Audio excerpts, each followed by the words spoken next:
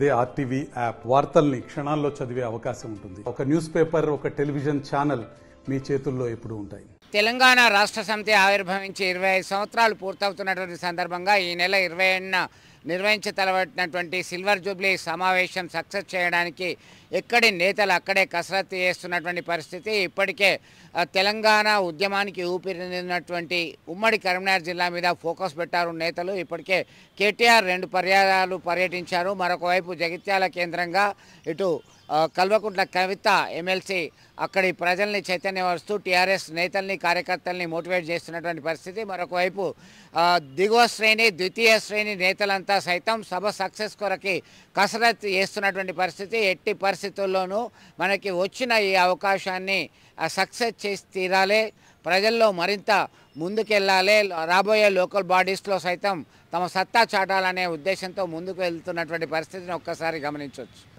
BRS party 27వ తారీఖు నాడు April 27 silver Jubilee రజతోత్సవ బహిరంగ సభ కార్యక్రమము కరీంనగర్ కాన్స్టిట్యున్సీ నుంచి వెళ్ళి 10,000 మంది పైచిలుకు తరలిపోవడం జరుగుతుంది.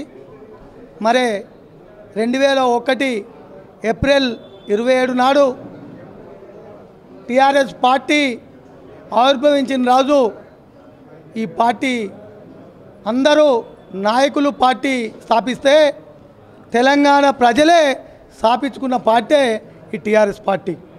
ప్రజల గుండెల నుంచి వెళ్ళి తయారు చేసుకున్న పార్టీ టీఆర్ఎస్ పార్టీ.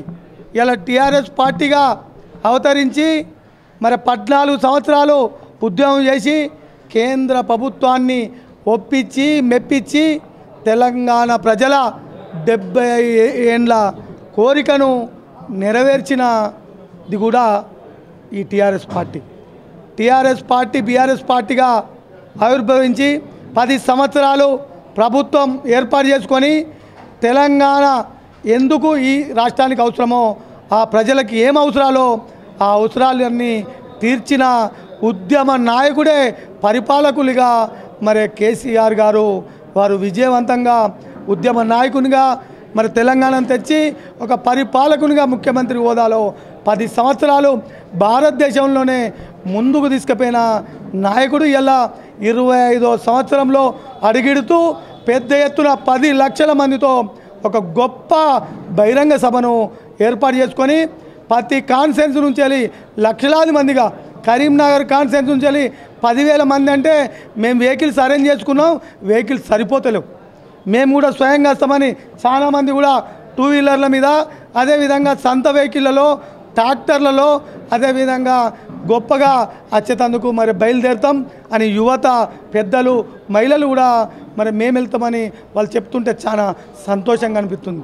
ఇలా కనివిని ఎరగని రీతిలో ప్రపంచమంతా కూడా ఇలా తెలంగాణ వైపు చూసే విధంగా, ఎలకతుర్తి వైపు చూసే విధంగా చలో వరంగల్ విజయవంతం చేసేందుకు అందరూ కూడా తరలివస్తున్నారు.